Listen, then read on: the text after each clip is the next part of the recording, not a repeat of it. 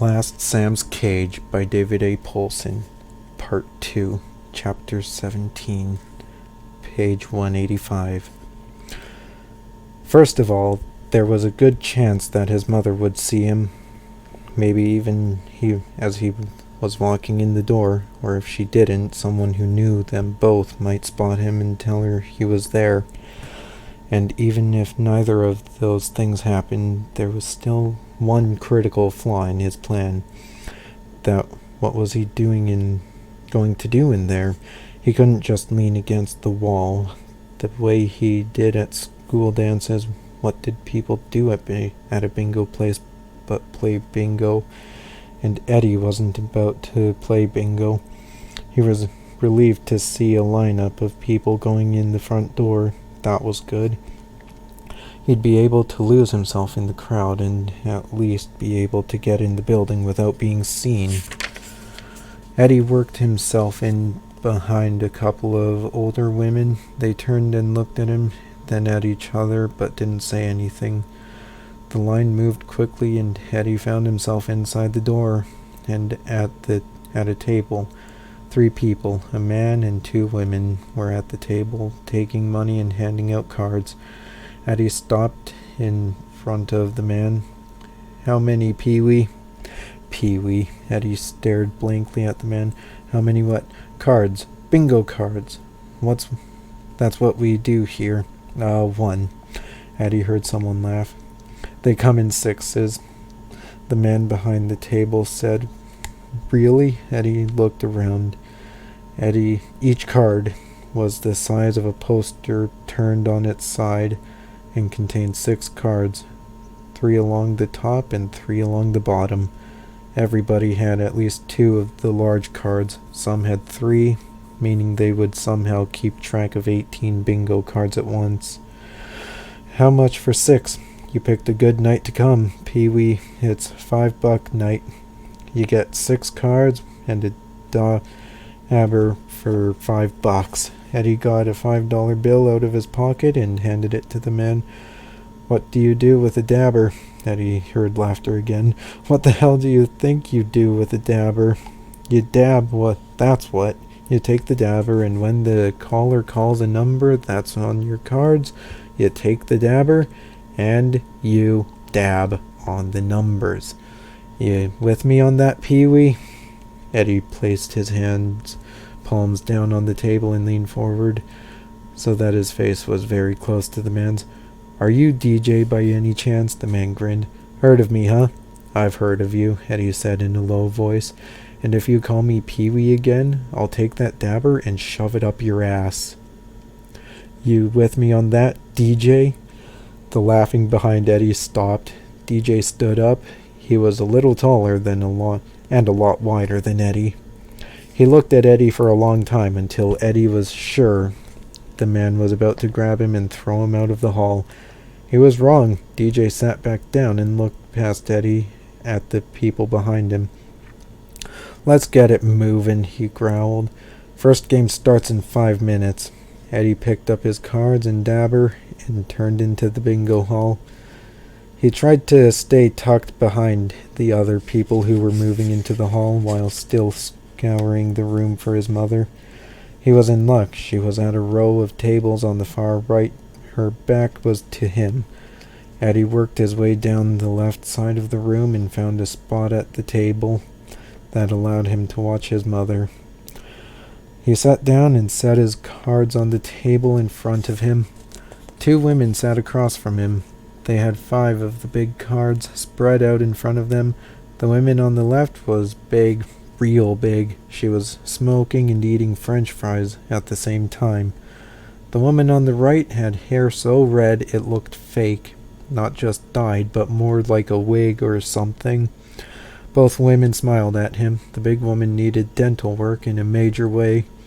Maybe she was Stink Pigler's mother. Red hair's teeth were okay, but her painted-on eyebrows looked as fake as her hair. Maybe she drew them with crayon, Eddie speculated as he smiled back. "First time cutes?" Red-haired asked. Yeah, Eddie nodded. Cutes. That's even worse than Pee-wee. A virgin bingo player. Ain't that just too damn sweet for words? Big woman grinned.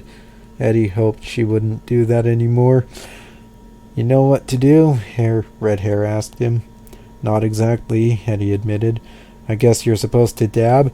Yeah, but only the numbers you see to win the game. You get what I'm saying? Eddie shook his head. Nope. Okay, let's say we're playing an L game. That's where you need all the numbers under the B, but only the bottom numbers under all the other letters, so it looks like an L. Big woman stuck another French fry in her mouth and pointed at one of Eddie's cards. See that N36? The top of the row, so it won't help you make an L. Don't dab that one. Makes sense? Eddie nodded. Thanks. Of course, for the blackout you fill 'em all in. You win that one, cutes, and I'll take you home with me. Red Hair was about to explain more of the game's fine points when the caller yelled, "Check 1, 2, into the microphone. Too loud, turn it down, Al. A chorus of voices protested. Al turned it down. All right, everybody, let's get ready to rumble. Eddie stifled a grin. The guy couldn't be serious. Surely he wasn't thinking he could make an event out of a bingo game. This night was going to be an education if nothing else, and it might even be fun. Across the table, Big Woman and Red Hair had suddenly turned serious. Dabbers poised. They scanned their cards, even before the first number was called. Were they trying to memorize the cards or impart some good luck spell into the numbers? Eddie wasn't sure. He looked around. The majority of the players were women, and most looked pretty normal, ordinary. Eddie had always figured that the people who frequented these places were likely to be on the weird side. Big Woman and Red Hair had done nothing to change that opinion. But now, as he looked around the room, he was surprised to see people who looked like they could be wives, mothers, grandmothers, business people, maybe even professional women, regular people. There were men scattered here and there as well, but they weren't nearly as interesting as the women. One thing all of them had in common, they all looked pretty intense when it came to playing bingo. Eddie could see his mother if he leaned a little to his right. It was only her back, but he was surprised at the feeling it gave him to be this close to her. It felt good to have her just across the room, and it bugged him a little that he felt that way. First game will be a cross, Al announced over the microphone. Shit, Big Woman said without taking her eyes off the cards. I never win the cross. Dab your free ones. Eddie didn't move. Dab your free ones. It was Red Hair who was speaking, and Eddie realized the advice was for him. It's bad luck not to, she added. Okay, he dabbed the free center square on all 6 cards. The cross goes down the middle and across the middle. Right, Eddie said, eyes down. Al directed over the microphone. That suggestion was totally unnecessary. As Eddie looked around the room, it was clear that the only eyes not facing down were his own.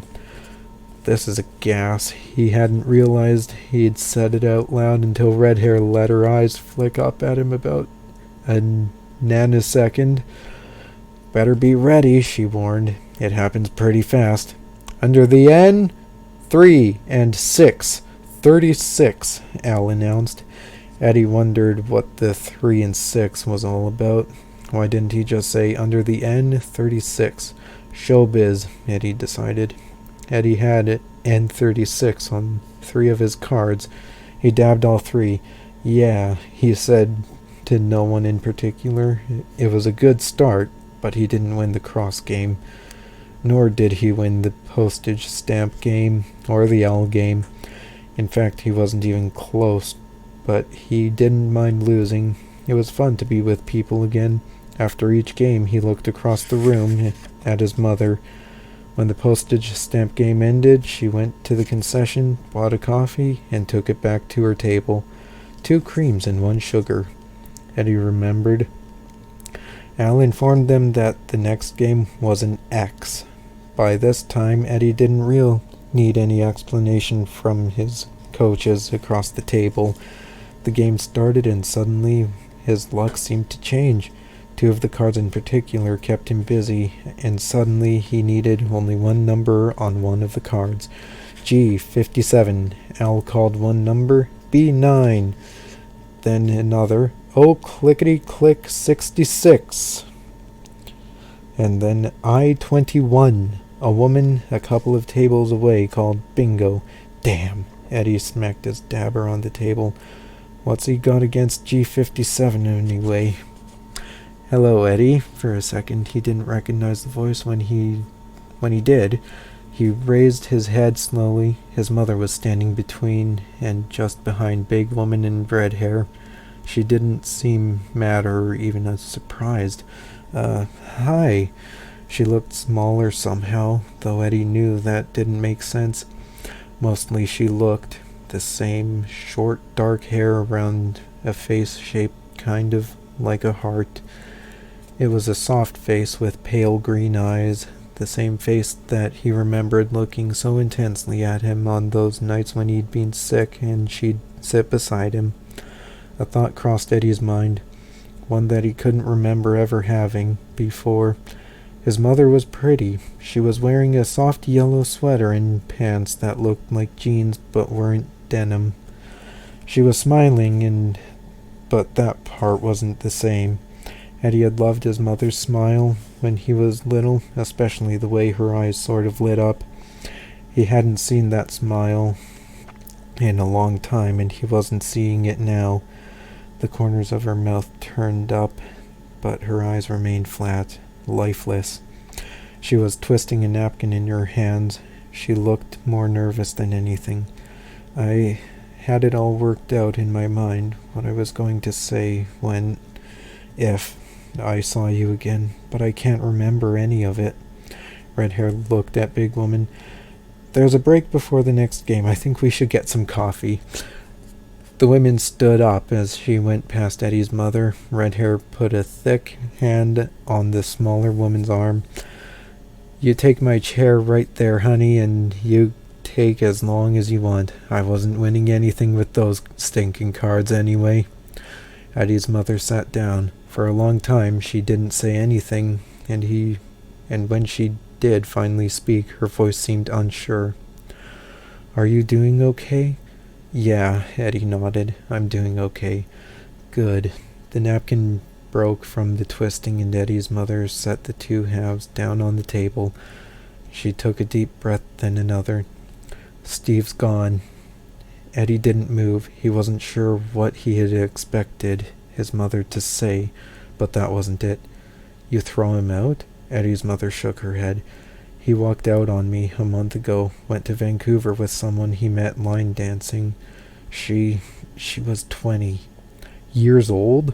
Eddie was almost laughed. The big line dancer had run off with a girl only 5 years older than Eddie.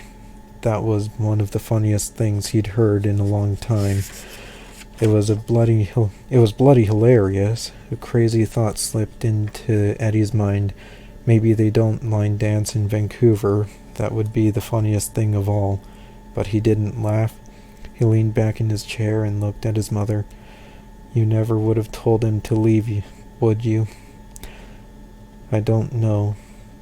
I never got the chance. Never got the chance? Eddie repeated, shaking his head.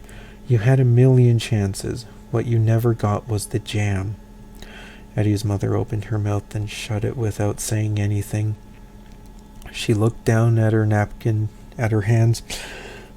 Eddie felt the old anger building up inside him. You would have let that wacko stay forever, even if he killed me. He broke our family, and you chose him. You chose him over and over. Why was that, Mom? He drew out the word Mom to make it sound like something bad. Why don't you come back home, Eddie? I want you to come back home. Yeah, right up until he comes back. Then you won't give a damn if I'm there or not. Then I'll be Eddie the punching bag again until I either run away or end up on life support. I don't think so. Eddie could feel himself getting louder, but he couldn't help it. He'd been angry for too long. He won't be coming back, his mother said. Steve won't be back. How do you know that? Eddie leaned forward, his forearms on the table. You didn't throw him out. He left you for someone younger. What happens when he gets tired of her? You'll just open that door and... I tried once. What? I tried to get him to leave once. It was after he'd beaten you up for something. I don't remember what. I told him I was calling the police. He said if I did, he'd kill us both. I didn't care what he did to me, but I was afraid. He would have done it, Eddie. I know that. He almost killed me anyway. I know. So after I was gone, why didn't you get rid of him then? I hoped you might come back. I thought if I could just make him happy somehow, that maybe he'd leave you alone and we could be happy, Eddie interrupted. Did you honestly think we could never actually be happy with that psycho in our house? You know how you said that you couldn't remember what he'd been beating on me for the time you almost called the police? Well, guess what, Mom? I can remember what it was for every time. He pointed to a mark on his arm, one that hadn't completely healed. That one I got for dropping a book on the floor when he was watching TV. Too noisy, he said. I've got this nice scar on my back that was for walking too slow when I was bringing him a cup of coffee. And there's... Please don't do this, Eddie. There were tears in his mother's eyes. Eddie could feel his own tears forcing their way out. What do you want me to say? What do you want? You want me to say, don't worry about it, Mom? It's okay? Well, it's not okay. It's not okay, Mom. She nodded and picked up one of the twisted halves of the napkin and wiped her eyes. Why did you come here tonight? She asked. Because I wanted to see you. Weird, eh? I wanted to know if you were all right. Eddie, why don't you think about coming home? Eddie stood up. I don't want to come home. I like being by myself. I think I'll just keep things that way for a while. Somebody said it's still raining outside. Maybe you should come home just for tonight. I've got a good place to stay. I'll be fine. Thanks anyway. He meant it. He appreciated the offer, but this wasn't the right time. He wasn't sure if there would ever be a right time. He wondered if his mother could see that in his face. She reached across the table. Well, take this at least. It was a $20 bill. I'm okay, really. Please take it. Maybe you can get yourself some veal cutlets or something. I know how much you like veal cutlets. He took the money and shoved it in a pocket. Thanks. He stood up, took a couple of steps up the aisle, then turned back to her. I'll think about what you said. Eddie walked quickly out of the bingo hall. He was glad it was still raining. No one would be able to tell that some of the wet on his cheeks had nothing to do with rain.